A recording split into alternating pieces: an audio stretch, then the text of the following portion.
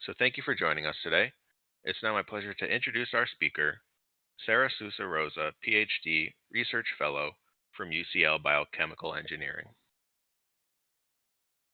Thank you so much for your kind introduction. Hello, my name is Sarah and I'm here to present this webinar on the exploring the use of multimodal chromatography for mRNA vaccine purification. First of all, I would like to explain to you how mRNA vaccines work. So basically the core principle is that you can have any type of gene to be transcribed into mRNA. This mRNA can then be delivered to any type of cell and within the cell, the mRNA will be translated into the protein of interest. In terms of structure, mRNA vaccines usually mimic the mRNA that we have within our cells, so a mammalian mRNA, where you have your gene of interest flanked by UTRs, and these UTRs have a strong impact on translation efficiency. Then in the 5' region you have your cap, and then in the end of your mRNA you have the poly A tail. The structures used nowadays of mRNA go much beyond the conventional mRNA. However, this is the one that is being right now commercialized and has some advantages as it is a shorter transcript, so it's easier to manufacturing. You can optimize the structure, the backbone of the mRNA, to have a more efficient vaccine. And for that, we have also the self-amplifying mRNA. This mRNA, instead of just having the gene of interest, also has a replicase, and this replicase will be recognized inside the cell and will make the mRNA to be replicated inside the cell, which means that you can deliver a much lower dose of mRNA. However, this mRNA is very long and it's very difficult to manufacture this long, such a long mRNA. So to overcome that, instead of just having a replicase and a gene of interest in only one mRNA, you can divide this in two, and this is called a transamplifying mRNA. So you have a shorter transcript, but you have two transcripts with this information. However, of course, if you have two transcripts, you always need to produce twice the mRNA. And also, besides this, in the last couple of years, there is a lot of development using this new type of mRNA that is called circular RNA.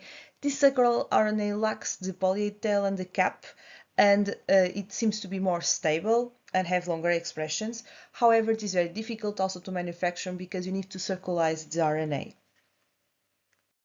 Now let's talk about a little bit of the applications of mRNA vaccines. So most of you started to hear about this technology during the COVID pandemic, and in fact it was when most of the development of this technology was performed. However, the application of these vaccines in clinical trials started much before, started around 2003. But at this time, most of applications were as a cancer vaccine. However, around 2016-17, you started to see a shift, and you started to see applications for infectious diseases. And today you have mRNA vaccines are applied to multiple types of diseases that go from cancer, for prophylactic treatment, or even different types of diseases such as, for example, diabetes. What makes this technology so interesting is the main advantages that it has when compared to traditional vaccine technology. For example, it is very precise. You are only delivering the gene of interest, and also it is very easy to modify this gene and maintain, and you can maintain the backbone, which means that you can also maintain your manufacturing process.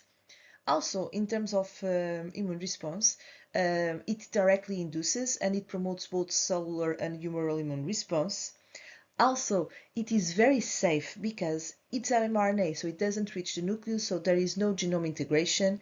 Also, since it is an mRNA, it is degraded inside the cell, so the expression is transient. But of course, it also comes with disadvantages, and the main one that we all heard about during COVID, it is the low thermostability, so it requires to have always a cold chain. And of course, you keep requiring to give boosts to your immune to have a good immune response. One of the most important advantages of this technology over all types of vaccine technologies is its simple manufacturing process. So basically, first you need your gene of interest, and then you need to produce a plasmid containing this gene of interest. A plasmid production usually is performed by E. coli fermentation, but it can also be performed synthetically. Then this DNA template needs to be linearized, and you take this template and you produce mRNA in an in vitro transcription reaction that we are going to cover in the next slide. After, you need, of course, to purify your product, and you need to formulate the mRNA. So basically, as you can see, although this is multiple steps, the unit operations are relatively simple, and most of all, they are easily controlled, which makes the process very, very effective. Now let's focus on the mRNA production itself. So basically, mRNA is produced from a DNA, linearized DNA template, and this reaction that is called in vitro transcription is catalyzed by RNA polymerase. Usually it is a T7 RNA polymerase and requires nucleotides as substrates. And of course, since this is this enzymatic reaction, you also need cofactors, and you also have to add multiple other reagents.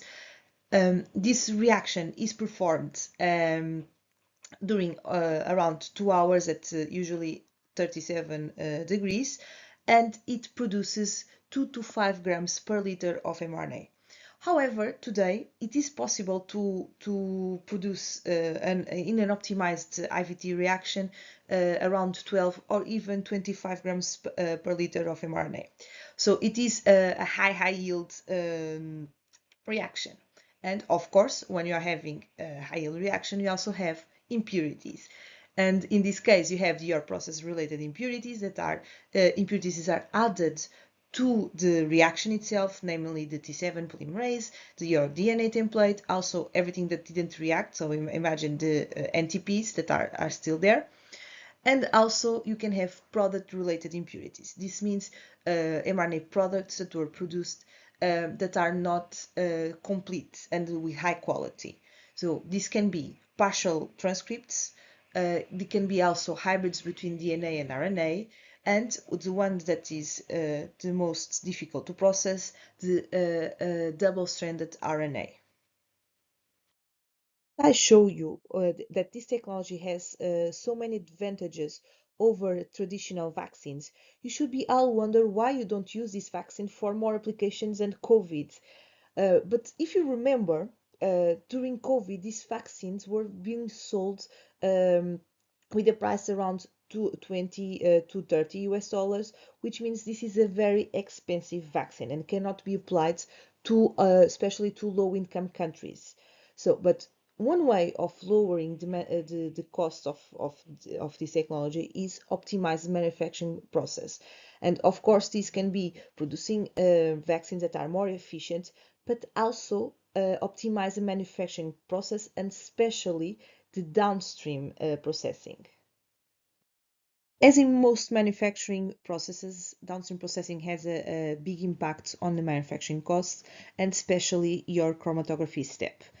So, what is usually applied to purify mRNA is an affinity chromatography. In this case, this ligand is very different from traditional MAbs purification, as instead of being a protein, it is a strand of a nucleotide, in this case thymidine, and this will bind to the poly tail of the mRNA. This purification is very simple because you only need to add in the binding step salt, and then you dilute with water and you get the pure mRNA. However, this ligand, the capacity is very low, especially when you compare to purification of MAbs. Also, it is very expensive. It doesn't allow you to purify all types of mRNA because it requires a poly tail, and also it doesn't remove all the impurities, and namely the double strand mRNA. When I was searching for alternatives to affinity chromatography, I came across to multimodal chromatography, especially strong anion exchanges with hydrophobic rings.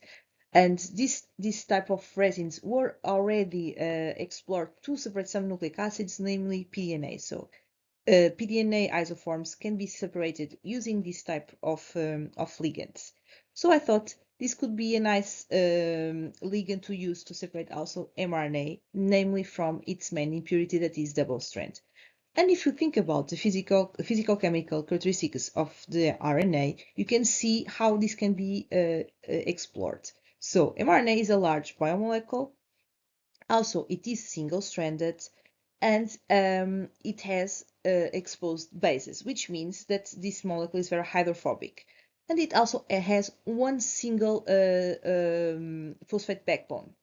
If you think about the double-stranded RNA, of course it is also a large biomolecule, but is double-stranded, which means that most of the bases will not be exposed. This makes the molecule probably less hydrophobic. However, it has two phosphate backbones, which means that it will be probably more negative than the mRNA. So I started to search for these strong anion exchangers and hydrophobic interaction resins, and I tried multiple that are in the market. However, the only one that really worked for me, it was the Nuva A prime 4A media from Bio-Rad, and especially because it lacks ethyl groups. So what was happening is, since mRNA is so hydrophobic, with some of the ligands, I couldn't elute the mRNA. However, when I tried to use the Nuva prime, I was able to elute some mRNA. However, this only work when you have a little bit of salt in your binding phase. Otherwise, mRNA will be always stuck in your column. My first step was to perform a gradient elution. First of all, you cannot start with the zero percentage of salt in your binding buffer, otherwise you cannot elute mRNA. So we have already to start with a concentration of around, for example, 500 millimolar, and that we can then try to do the gradient and see some separation. And then doing the gradient, what I did was injecting different samples of purified mRNA, purified double-stranded mRNA, and a mixture of both. And what I could see is that I see some separations and different rotation times for double-strand and also mRNA. So I was very happy, so I started to try to optimize a step elution with a higher concentration of salt in the binding.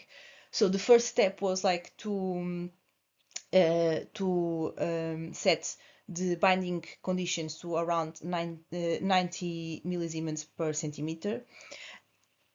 And I tried to inject the pure impurities, namely the NTPs, the DNA template, and also the double strand, and see how they would bind or not to the column. Dilution was performed with 2 molar of salt, and what I saw at most of the pure impurities were eluting in the flow through. Then I started to optimize the binding conditions, and during this time I wanted to use IVT reactions because and this is my perspective, but it is very important to understand not only how your product and impurities bind to the column, to the resin, but also to understand how the components that are in your reaction, that will be always in your reaction when you're purifying, reacts with the conditions that you are optimizing. And for that, so I used IVT reactions, but since IVT doesn't have always a lot of double strand, and I wanted to really understand the separation between the double strand and the mRNA, I decided to spike the samples with purified double strand RNA. So the optimization was performed by changing the conductivity during binding, and this was obtained by changing the salt concentration So we are using a buffer containing 2 molar of salt, and we were changing the mixtures with different percentage of this buffer, between 51 and 55% of this buffer. And what I saw is that mRNA binds to the column until for more or less 54% of P, while the double strand is eluted from the column with a percentage of around 52%. Which means that ideally, when you are using a mixture of 53%, which corresponds to a conductivity around 93 to 94 millisievers per centimeter, you'll be able to have the mRNA binded to the column, while the double strand will be eluted in the flow through, and this separation will reach around like more or less 60% of the double strand being eluted. While I was very successful in separating the double strand from the single strand during binding, I was having a really tough time to have a good recovery yield during elution. And to improve the recovery yield, I had to explore the different pHs.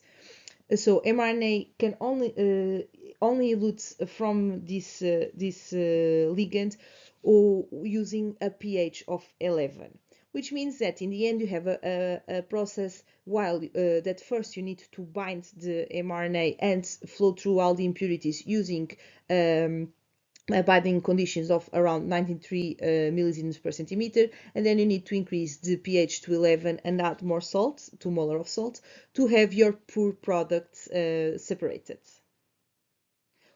Of course, this needs to be validated, and I did multiple injections. And I also analyzed the quality of my mRNA, especially by HPLC analysis. Basically, what I saw is that we can, in fact, increase a lot the purity of our mRNA. So we are having a process with 88% of purity. And I also quantified the removal of double strand. And we can, in fact, remove 65% of the double strand, which is much better to what we can with an affinity chromatography. In terms of yields, we are able to recover more or less more than 80% of mRNA, which is, I think, amazing. In terms of integrity, what I saw is that our peak after purification is still in the same place. So it seems that there is no degradation, even though we are using a high pH elution. We were so successful in implementing Nuve Prime 4A to separate mRNA and to achieve a high quality product in the end that I wanted to explore the use of this ligand to separate all the RNAs that we were producing in the lab at this time. And at this time, I was producing a very small single-strand sequences of RNA that were around 50 bases length. And the interesting part of this is that not only I was able to achieve a separation and with high quality of these small strands of RNA, and these mRNA are also producing IVT reactions, so the impurities are very similar to what we have for mRNA. I also noticed that the separation and the conditions that I need to separate these sequences are highly dependent on the fragment sequence, which means that when you have a more open and with less double-strand areas, the amount of salt that you need is higher, for example, of a small sequence that is mainly double-strand mRNA. So we also wanted to further apply the use of Nuve Prime for a ligand, and we also use that successful to purify shRNA. So basically, we wanted to produce functional sRNA, so we are using the shRNA molecule, meaning that you have 2 strands of RNA with a loop between them, and then they will produce a double-strand RNA. And using IVT sample, we were able to purify the shRNA that is functional, and we saw that is in fact lowering the expression of GFP in cells. So this resin allows you to have a highly pure and functional shRNA. My take-home message for you of all this work is try multimodal chromatography in your work. Now, in a more serious tone, multimodal chromatography can be applied to purify different type of molecules, and it is very interesting because you have two modalities in just one ligand, which makes the ligand much more selective. However, it is in fact very difficult to optimize this type of chromatographies. Also, when you're purifying, especially when you're dealing with these mRNAs, with the mRNA technology, don't just look to your product. Always have a good characterization of your impurities, and when you're trying to optimize chromatography, always also look to your impurities. You can optimize based on the binding on dilution of your impurities, not just on binding dilution of your product. Also, nucleic acids, their configuration is very impactful in how they bind and dilute. This is a bit different from what you usually have for proteins. And in fact, in the end, you can use this new prime resin to purify mRNA with a high yield or yield more than 80% and with a high purity, which is more than 88%. And in the end, you can also apply this type of ligands to other types of RNA, which include small RNAs, siRNA, or even, I didn't try, but maybe can be applied for saRNA. So never give up on using this type of ligands that are so interesting in purification. In the end, I would like to acknowledge everyone that was involved in this project, namely my supervisor in the Department of Biochemical Engineering, UCL, Professor Marco Marx, and all the team that was involved in this project, namely Professor Dane Bresswell, and my colleagues Julian, Dale, and Pedro. Also our collaborator in the Department of Chemistry, Professor Michael Booth, and of course my supervisor also in Portugal in Instituto Superior Técnico, namely Professor Ana Azevedo and Professor Miguel Prazeres. Of course, I also have to thank all the funding that I had, and also Bio-Rad to inviting me to do this seminar, to all the helpful tips that they gave me throughout the development of this project.